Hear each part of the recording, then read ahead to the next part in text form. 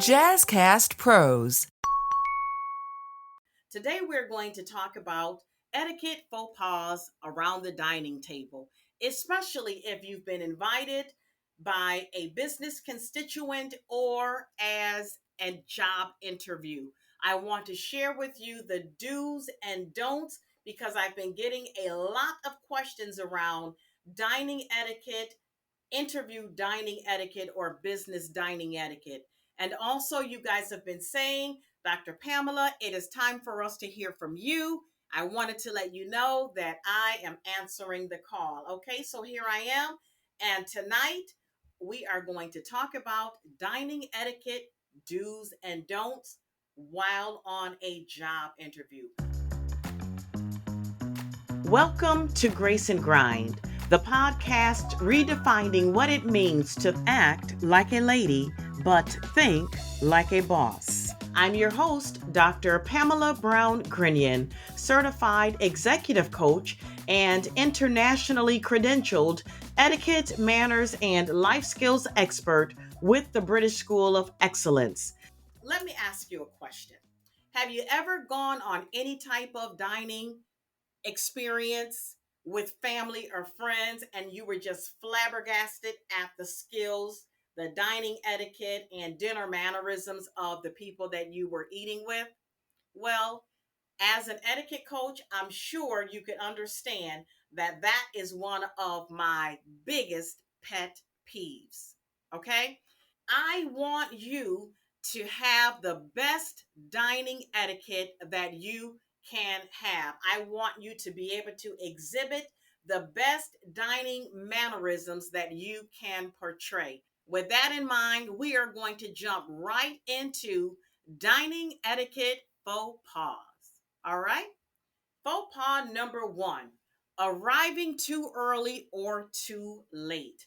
If you are the host or the interviewer, you want to make sure that you are there before your guest arrives.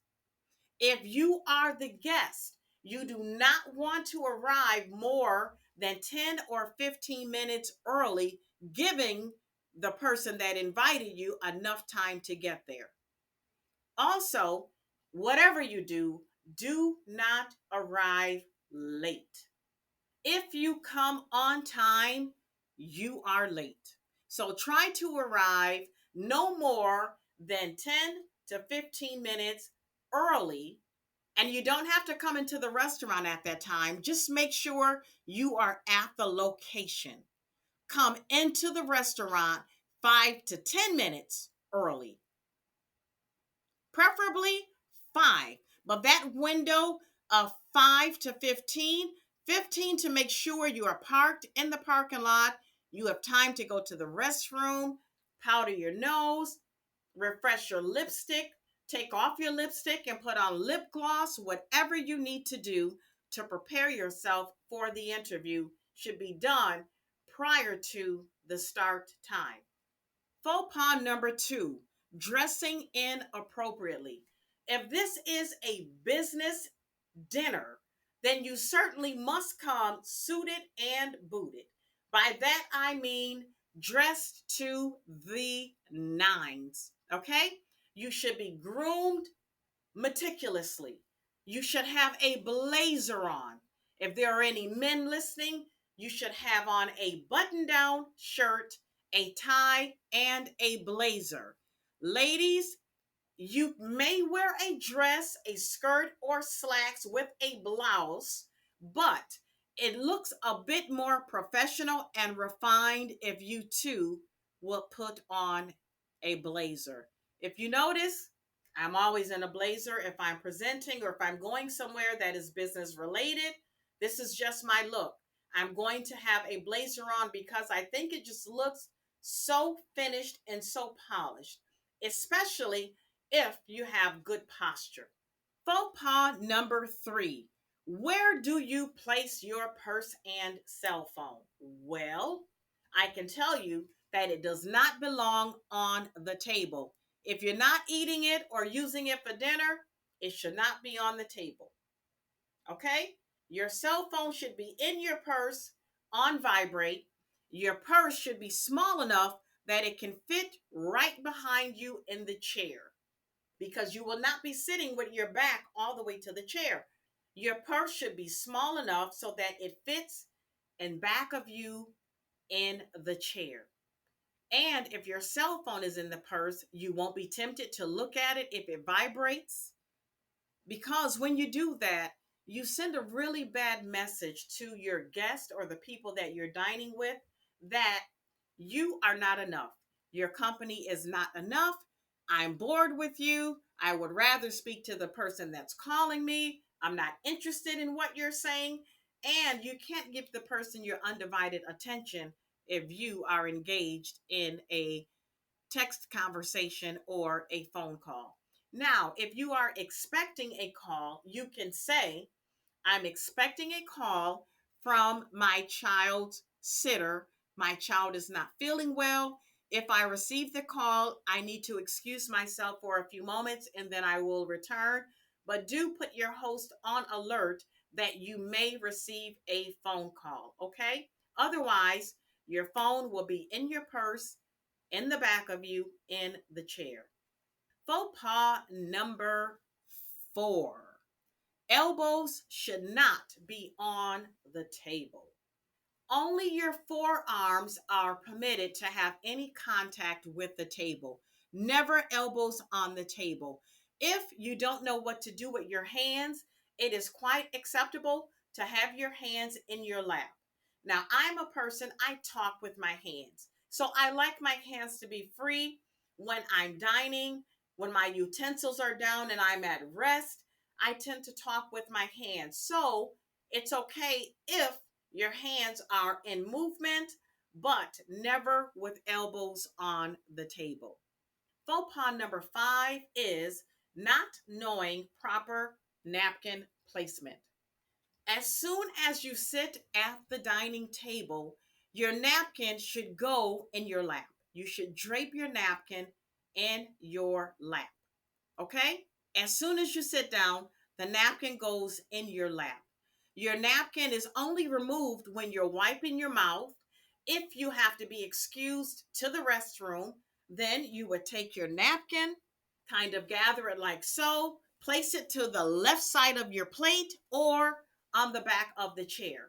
I know some etiquette coaches say to put your napkin in the seat. I am not a proponent for leaving a napkin that I'm going to use on my mouth in a seat where there have been many other rear ends before mine. So I tend to take my napkin and just gently drape it on the backside of my chair. And then when I return it to my lap. Also, when you're wiping your mouth with your napkin, it should not be in a swooping, swiping motion. It should be gently, gently dab, dab, dab. Remember, ladies, always keep it cute and demure. Keep it cute and demure at all times. Okay? And when you're done dining, you would take your napkin gently, like so, place it to the left side of your plate, never in your plate. Don't cover the plate with the napkin. Place it to the left of your plate, and that will indicate to the servers that you are done dining. You do not have to say, I'm finished. You do not have to push your plate to signify you're done. Just simply take your napkin, place it at the left side of your plate to indicate that you're finished dining. Faux pas number 6, ordering too much or too little.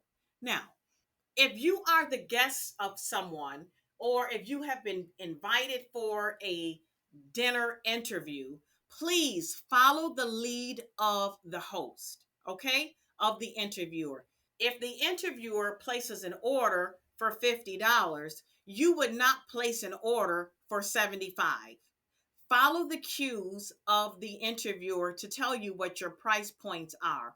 If it's a 3-course meal, keep it as a 3-course meal. Don't elongate it into a 5-course meal because you want to have some other things, okay? Save that for another day. Save that for a date with your boo, all right? This is not that. Don't turn it into that, okay? And the other thing you need to remember is ordering too little, also not acceptable. Follow the promptings of the host or the interviewer. Okay? You would not come to a dinner and your host is having a 3-course meal and you say, I'm only going to have a Caesar salad. All right. That gives many types of cues that you do not want to send.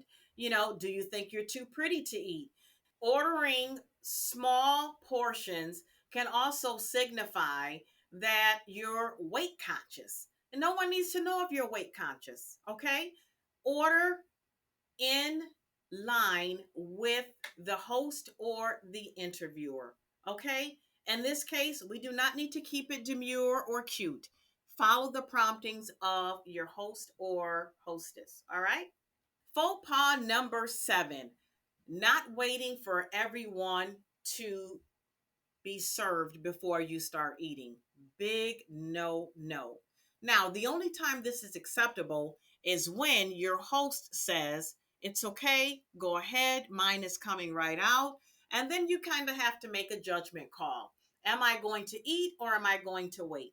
Now, if you decide to eat, understand you may finish before everyone else. You may finish before the host. So, what I tend to do is I tend to say, it's okay, I'll wait. That way we can eat at the same time.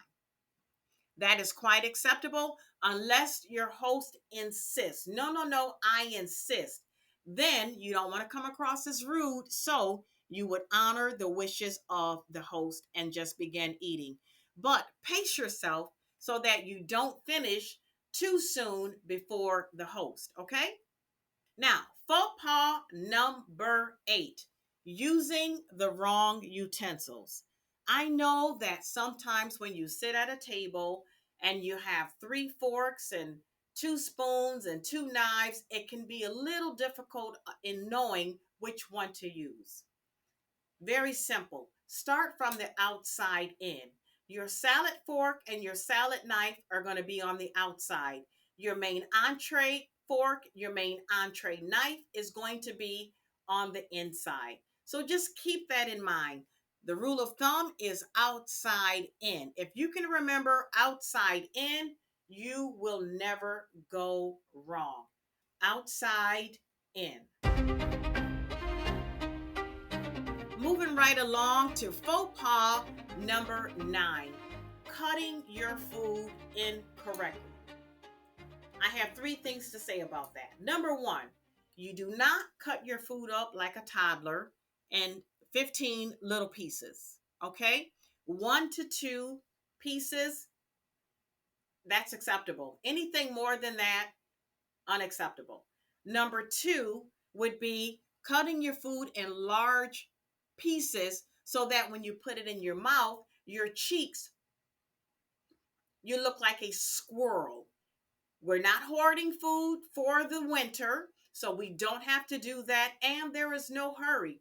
Remember to enjoy the food. Remember to enjoy the conversation with the person that invited you. If you eat too fast, you can't really enjoy the food. So just take your time, bite-sized pieces, 1 to 2 pieces cut at a time, and also do not cut your food between the tines of the fork. These prongs on the fork are called tines. Your knife never goes between the tines, okay? Your knife never go between the tines. Never. Never, never, never. Did I say never? Oh yeah, that's probably because I really mean never. Your knife never goes between the tines while cutting up your food. Faux pas number 10, eating bread incorrectly. This is one of my deal breakers. I cannot stand to see adults, professional adults that should know better, sitting at a dining table and they butter their bread like they're making a peanut butter and jelly sandwich. If you want to get under my skin, do that. Okay? one of my deal breakers. So you say, Dr. Pamela, I've been eating my bread like that all of my life. How am I supposed to eat my bread? Let me tell you, it is not buttering it like a peanut butter and jelly sandwich. What you would do is take one bite sized piece at a time. Use your butter knife, take a small pat of butter, butter your one bite sized piece of bread, gently put it in your mouth, replace your knife back to your bread plate, and chew. That's it.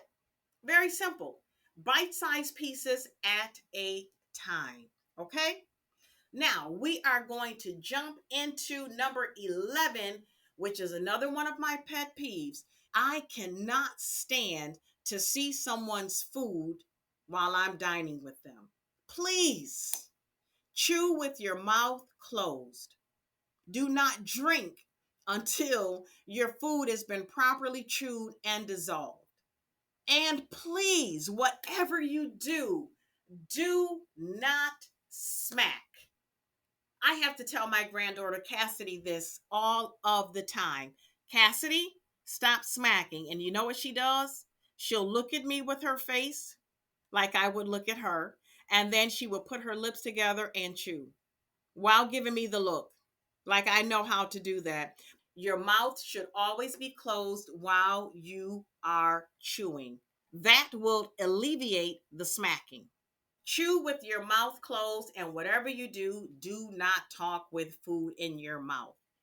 Also, when you're drinking, please do not sit at the table and take the cup of the person to the left of you. Your stemware, your drinkware is always going to be to the right of you, right above your knives. Not to the left of you, to the right of you. And I know you've probably been to a reception or something of that nature, and someone, it's happened to me. Someone to the right of me has taken my drinkware because they don't know that their drinkware is to the right. So they would take mine. Okay. So just remember that your drinkware is to the right. This is a great way to remember it. BED. Bread on your left, entree for E, D, drinks on the right. Okay? Quick rule of thumb, easy to remember, bed, BED. Okay? The other thing with drinking is you should drink from the same place on your glass. Ladies, you should not look like you've been making out with your stemware. You should not have a trail of lipstick all around the glass. You drink from the same place all the time. Notice when I put my lips to my glass, where my eyes went into the glass. This is the bowl. This is the stem. This is the base. When you have a glass like this, it's stemware, and you always hold stemware by the stem. Okay? By the stem. Also, do not drink with food in your mouth because the person that you're dining with will be able to see your food. Also, you can leave little particles of food in your drink when you do that. So always wait until your food has been completely chewed and dissolved before you take a sip from your beverage. Faux pas number 14, reaching across the table. Don't do it. If you want something that is too far from you and it's more than an arm's reach, ask someone to pass it to you. Now, what you would not ever do is, as it's being passed, you would take it and start using it. You would pass it to the person that has asked for it. And then if you'd like it, you simply ask for it. The other thing is, it's just more polite to just ask to have it passed to you versus your sleeve going in the salad dressing or moving across the bread. It's more sanitary if items are passed to you and you don't infiltrate the other items that are on the table that is used for public consumption. Okay, so just keep that in mind. Faux pas number 15, failing to use common courtesies. when someone passes you the salt and pepper, please say thank you. When you're asking for the salt and pepper, please say, may I please have the salt and pepper? Will you please pass the salt and pepper? Always use your common courtesies. May I please have the salt and pepper? Will you please pass the salt and pepper? Okay? Faux pas number 16, discussing controversial topics. Now, what topics are no-nos? We all know what they are. Politics, religion, money, and sex. No-nos at the dinner table. And you certainly would not want to be talking about your sexcapades with someone that's interviewing you. So keep those conversations at home and not in public places with the person who you may end up working for in the future. Okay? Now, faux pas number 17, overindulging in alcohol. My rule of thumb is no alcohol on business dinners. Because when you drink alcohol, you become too giddy, you become unprofessional, you may become too talkative, and you may say things that you had not intended to say had you refrained from the alcohol. So, rule of thumb, if you're on a business interview, no alcohol.